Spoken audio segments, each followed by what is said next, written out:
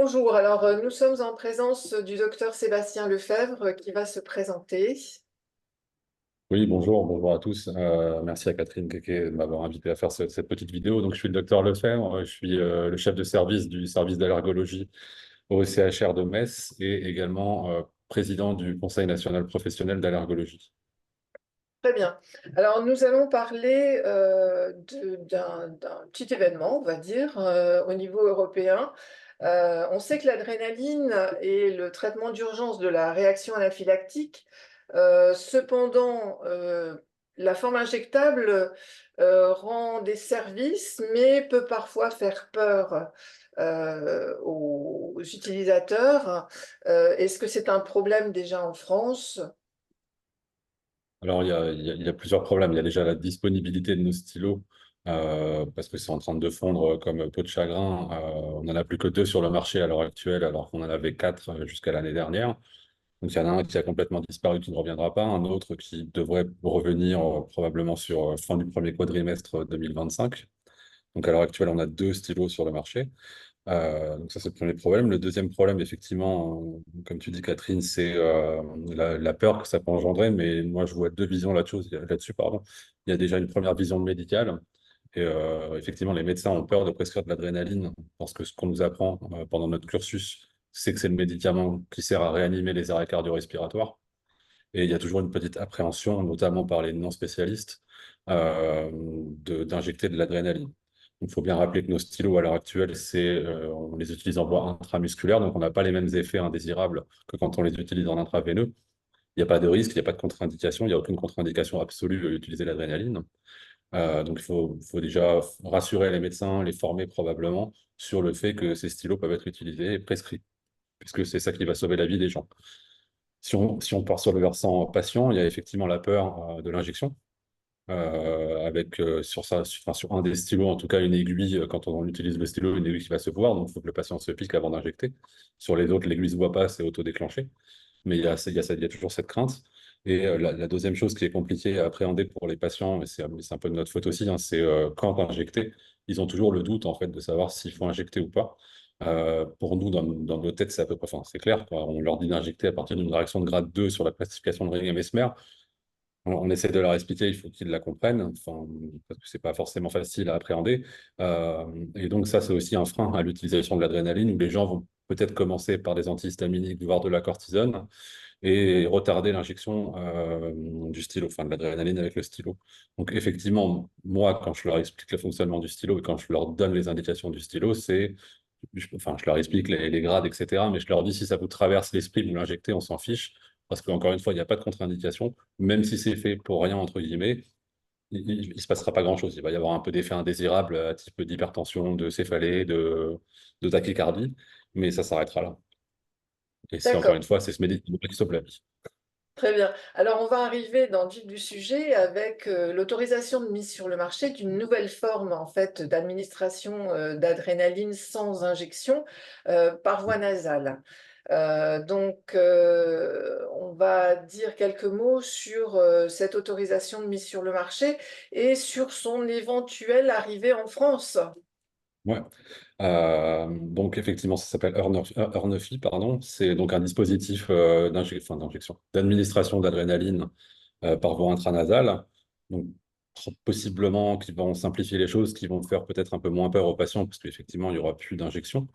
À l'heure actuelle, donc c'est une autorisation de mise sur le marché européen. Donc on n'a pas encore l'autorisation de mise sur le marché français. Donc ça viendra un peu plus tard, j'y reviens après.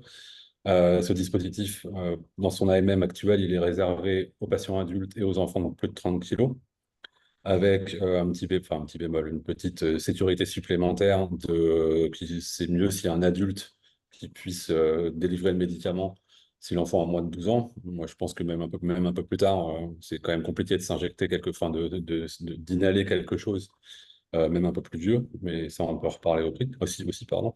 Et ensuite, effectivement, sur l'AMM, ça va suivre son process classique, donc autorisation de mise sur le marché européenne. Normalement, on devrait avoir l'autorisation de mise sur le marché française qui doit en découler, mais qui va prendre un petit peu de temps.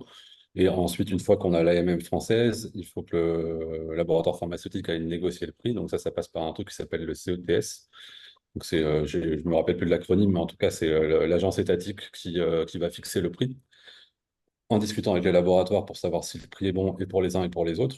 Donc moi, je tape sur une arrivée au mieux fin 2025. D'accord, d'accord. Oui, parce que dans le communiqué de presse, il parlait de fin 2024. Alors ça va arriver en fait aux États-Unis avec la forme NEFI, puisque en fait le heure NEFI est réservé en fait à la forme européenne. D'accord, Mais merci comme pour comme ces. je te disais, comme je te disais, j'ai pas d'infos officielles, hein, donc je ne sais pas, mais connaissant les process français, une petite année, c'est bien. C'est ça, c'est ça. Donc, en fait, la première information qui est importante, c'est pour l'instant l'autorisation de mise sur le marché européen. Après, libre à chaque pays, entre guillemets, d'avoir sa propre autorisation nationale, on va dire. Donc c'est facilitant, hein, bien sûr, d'avoir une autorisation européenne, parce que derrière, si le labo veut l'autorisation sur un des pays européens, c'est très facilitant, bien sûr, mais il faut quand même le demander sur les différents marchés des différents pays. Il faut que le laboratoire le souhaite, hein, ils ne sont pas obligés de demander une AMM française, en fait, hein. S'ils ne le souhaitent pas, ils ne sont pas obligés de le faire. Et ensuite, il y a toutes les négociations de prix derrière, les tractations avec l'État et la Sécu. D'accord. Alors, est-ce que tu penses que en fait cette nouvelle forme d'instillation en fait en intranasal, ça va changer un petit peu la donne de la prise en charge de l'anaphylaxie, tout en sachant que il faut bien évidemment qu'il y ait toujours une hospitalisation secondaire à ce geste en fait. Oui, bien sûr. Donc, alors, sur le traitement de l'urgence, pourquoi pas? Après, faut être méfiant. Il faudra quand même qu'on aille voir les études de plus près, parce que là, c'est des études d'industrie pharmaceutique, de laboratoire, donc c'est toujours très propre, très bien fait. Il faut qu'on voit ce qui se passe en vraie vie. Moi, je pense que chez les adultes, ça peut effectivement changer la donne et faciliter la vie, parce qu'effectivement, il n'y a plus besoin de congeler, il n'y a plus besoin pardon, de les tenir au frais, etc. Chez l'enfant, je suis un peu plus dubitatif sur le fait qu'ils arrivent à synchroniser leur respiration pour injecter le produit, enfin pour inhaler pardon, le produit en même temps. On le voit tous, enfin, tu le sais aussi bien que moi, sur les inhalateurs pour l'asthme, c'est très compliqué de synchroniser sa main et sa respiration. Donc, faudra voir comment ça se passe. Il va falloir qu'on voit ça qu'on juge ça sur pièce. Mais en tout cas, ce que je trouve très bien, c'est déjà qu'il y a de la recherche d'autres dispositifs et d'autres voies d'administration. Ça va un peu bouger le marché qui est un vieux marché qui se repose un peu sur lui-même avec les stylos d'adrénaline où il ne se passe pas grand-chose. Donc ça, c'est très très bien. Et derrière, ensuite, il faudra qu'on réfléchisse en tant qu'expert pour voir comment on le positionne sur nos prises en charge, sur nos algorithmes de prise en charge. C'est ça, parce qu'il y a cette histoire aussi d'algorithme où en fait il faudrait revoir tout le protocole tout en sachant que dans les indications et enfin de ce produit, il signale bien le spray. Si 10 minutes plus tard il n'y a pas d'effet, Oui, tout à fait. il faut recommencer. Bah, Ça, c'est comme la mais enfin, c'est comme nos stylos de Dre. Le problème, c'est que jusqu'à maintenant, là, sur les études, c'est de l'étude pharmaco-cinétique et dynamique. Donc, on nous dit il y a un effet au bout de quelques minutes, 10 minutes, grosso modo, ok, mais on sait pas ce qui se passe comparé à une injection intramusculaire. Donc, ça sera des études à faire aussi dans le futur pour voir si effectivement, en dehors de l'effet pharmacocinétique qu'on va retrouver, il y a un vrai effet clinique. voilà, et il faudra voir aussi en fonction de l'obstruction nasale, de si, enfin Tout à fait. de plein C'est une de. vraie question, hein, c'est une vraie question parce que un enfant qui va avoir une rhinite, qui va avoir ses viroses banales toute l'année, quand il est encore petit, je suis pas sûr que ça soit une très bonne indication d'aller lui prescrire un spray dans le nez au risque qu'il soit malade et qu'il y ait un mauvais mouchage et que du coup le spray ne pénètre pas sur la cage vasculaire ou enfin, dans tout un trait d'eau artério-veineux à cause du mucus.